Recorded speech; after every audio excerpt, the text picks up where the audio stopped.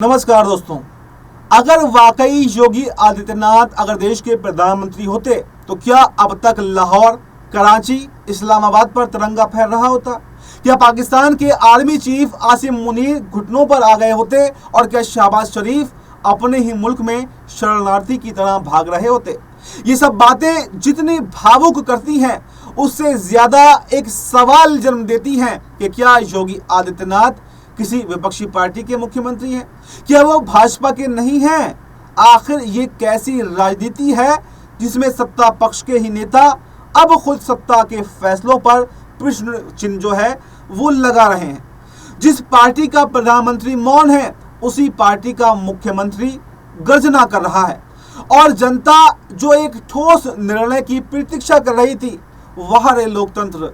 एक ही पार्टी के दो चेहरे, एक मौन साधना में है, वहीं दूसरा तलवार निकालकर हवा में लहरा रहा है। योगी आदित्यनाथ कहते हैं कि आतंकवाद को कुत्ते की पूंछ है, कि मानो जो कभी सीधी ही नहीं होती है, लेकिन ये नहीं बताते कि फिर उसी पूंछ को गले में मफलर बनाकर आखिर क्यों रख लिया जाता है। सीज फायर का ऐलान अमेरिका से क्यों हो रहा है और हमारे प्रधानमंत्री सिर्फ दर्शक बनकर ही क्यों रह गए हैं? क्या अब भारत की विदेश नीति भी व्हाइट हाउस की लॉबी में लिखी जाती है? जब नरेंद्र मोदी गुजरात के मुख्यमंत्री हुआ करते थे, तब हर भाषण में मुंह तोड़ जवाब, 56 इंच का सीना और घर में घुसकर मारने जैसे शब्द गूंजा करते थे। और अब जब उनके हाथ में असली ताकत है, तो वही जुबान धड़कन में क्यों छुप गई है? और तब योगी आदित्यनाथ की गर्जना अब हमें सुनाई दे रही है। जो कुछ साल पहले तक साधु के वेश में सांसद हुआ करते थे, अब वो खुद को युद्ध नायक घोषित कर चुके हैं। मानो रक्षा मंत्री भी वही हो और सेना अध्यक्ष भी वही हो। अब सबसे दिलचस्प बात तो यह है कि योगी को प्रधानमंत्री पद का प्रबल दावेदार भी बताया जा रहा है। संघ और भाजपा के गलियारों में विस्पर्श चल रही हैं कि मोदी जी जल्द ही 75 साल के ऊपर निकल जाएंगे और नियम के अनुसार उन्हें अब मार्गदर्शक मंडल में बैठना चाहिए। लेकिन जनता ये सवाल पूछ रही है कि अगर योगी ही भविष्य है, तो फिर इंतजार किस बात का? आखिर 2029 का इंतजार क्यों? अभी क्यों नहीं यहाँ पर मोदी जी को हटाया जाता? क्या देश के हालात इतने सड़ चुके हैं कि बदलाव सिर्फ पोस्टर बदलने तक ही सीमित रह गया है?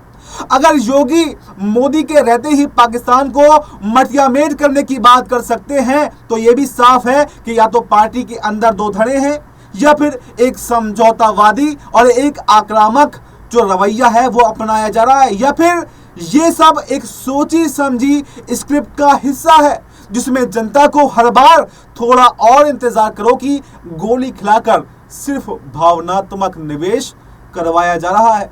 तो असली सवाल तो ये नहीं है कि अगर योगी पीएम होते तो क्या होता। असली सवाल तो ये है कि जब दोनों एक ही पार्टी के नेता हैं, एक ही विचारधारा से आते हैं, एक ही मंच से भाषण देते हैं, तो फिर एक गरजता क्यों है और दूसरा चुप क्यों रहता है? अगर योगी वाकई इतने सक्षम हैं और मोदी असहाय हो चुके हैं, तो फिर सत्ता सौंपने में संकोच क्यों है? या फिर ये एक राजनीति का हिस्सा है, एक लौह पुरुष दिखाकर दूसरे मौन साधक को बचाए रखना? जनता अब पूछ रही है कि कब तक 2029 का इंतजार करना है, कहकर जनता को भावनाओं के राशन कार्ड पर जिंदा रखने की कोशिश की जा रही है। क्या हमें हर चुनाव से पहले एक नया मसीहा और हर वादे के बाद में एक नई चुप्पी ही मिलती रहेगी? ये सवाल भी जनता पूछने लगी है। दरअसल अब कहानी इतनी सीधी नहीं रही कि एक नेता थक जाए और दूसरा लाठी उठाकर खड़ा हो जाए। बात अब कुर्सी की नहीं बल्कि भरोसे की बन चुकी है, और भरोसा अब बीजेपी से दरक रहा है। नरेंद्र मोदी जी की चुप्पी जितनी भारी लग रही है, योगी आदित्यनाथ की गर्जना भी उतनी ही बकवास अब लग रही है। और सवाल ये नहीं है कि कौन कितना बोलता है, सवाल ये है कि सत्ता की चुप्पी और गरज दोनों जनता को गुमराह करने के लिए तो नहीं है। क्या अब बीजेपी को यह लगने लगा है कि मोदी नामक ब्रांड पुराना पड़ गया है और योगी को बतौर नया पैकेजिंग उतारने का वक्त जो है वो अब आ गया है? अगर योगी आदित्यनाथ ही असली समाधान है, तो फिर अब तक किसका शासन देश के अंदर चल रहा है? और अगर मोदी ही सर्वश्रेष्ठ हैं, तो फिर उनके होते हुए योगी के पोस्टर आखिर क्या कर रहे हैं? ये दो तरफा नौटंकी नहीं है तो फिर और क्या है कि पार्टी का एक ही धड़ा, एक ही विचारधारा अब खुद को ही आईना दिखाने लगा है। लगता है कि ये भय की बौखलाहट है और एक ऐसा डर जिसे 2024 के नतीजों ने और भी ज्यादा गहरा कर दिया है। लोग ये पूछने लगे हैं कि आतंकवाद पर गरजने वाले योगी क्या उसी पार्टी में नहीं है जो अब तक पाकिस्तान पर एक प्रेस रिलीज करने में इतनी देरी कर दी।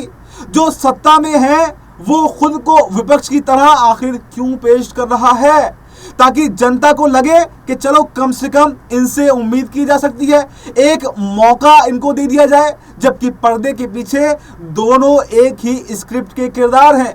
लेकिन अब जनता को ना ही ड्रामा चाहिए, ना ही डायलॉग चाहिए, उसे चाहिए ठोस जवाब। और यही वो बात है जो सत्ता के गलियारों में अब पसीना ले आई है और इसीलिए योगी आदित्यनाथ को लॉन्च करने की बात चल रही है। तो ऐसे में सवाल यह है कि क्या जनता अब भी गुमराह होती रहेगी या ऐसे कड़क सवाल पूछकर अब देश से बीजेपी का नाम और निशान जो है वो मिट जाएगा? क्योंकि आपको ये भी बताएं कि जो ऑपरेशन सिंदूर सेना ने चलाया, जो पाकिस्तान पर हमला किया गया, एयर स्ट्राइक की गई, जो पहलगाम का बदला लिया गया, उसको भी बीजेपी अब राजनीतिक मंच बनाकर बुनाने की कोशिश कर रही है। ऑपरेशन सिंदूर के नाम पर तिरंगा यात्रा निकाली जा रही है और उसका प्रचार जो है वो किया जा रहा है। और आपको ये भी बताएं कि सिर्फ बीजेपी शासित राज्यों या एनडीए शासित राज्यों की एक मीटिंग प्रधानमंत्री ने बुलाई है। सिर्फ बीजेपी या एनडीए शासित राज्यों के मुख्यमंत्रियों की मीटिंग क्यों? क्या जो ऑपरेशन सिंदूर था क्या खाली बीजेपी का ऑपरेशन था या फिर सेना का ऑपरेशन था, देश का ऑपरेशन था? और अगर देश का ऑपरेशन था तो फिर गैर शासित बीजेपी राज्य जो हैं उनके मुख्यमंत्री को क्यों नहीं बुलाया जा रहा? आखिर जब क्रेडिट लेने की बात आती है तो बीजेपी खुद ही अपने आप आगे क्यों आ जाती है? आपको याद होगा कि नेहा सिंह राठौर ने जब पहलगाम में हमला हुआ था तो एक बात कही थी, जब ऑपरेशन सिंदूर चलाया भी नहीं गया था तो उन्होंने कहा था कि बीजेपी इस मुद्दे को चुनावी मुद्दा बनाएगी और बिहार चुनाव में भर भर कर इसका प्रचार किया जाएगा। और वही अब देखने को मिल रहा है। तो क्या बीजेपी के पास में वो पावर नहीं है जो लाल आंखें पहले मोदी जी दिखाया करते थे जब वो सत्ता में नहीं थे, जब गुजरात के मुख्यमंत्री थे? आखिर वो बौखलाहट, आखिर वो जो तीखी आवाज उनकी दिखाई देती थी, जो लाल आंखें दिखाने की बात करते थे, जो ये कहते थे कि जो हमारी सीमाएं हैं वो आखिर किसके कब्जे में है, किसका नियंत्रण उन पर है? तो क्या अब जो सीमाएं हैं वो नरेंद्र मोदी जी के नियंत्रण में नहीं है? क्या वो किसी और के नियंत्रण में जा चुकी हैं? और कब तक राजनीति इस पर बीजेपी करती रहेगी?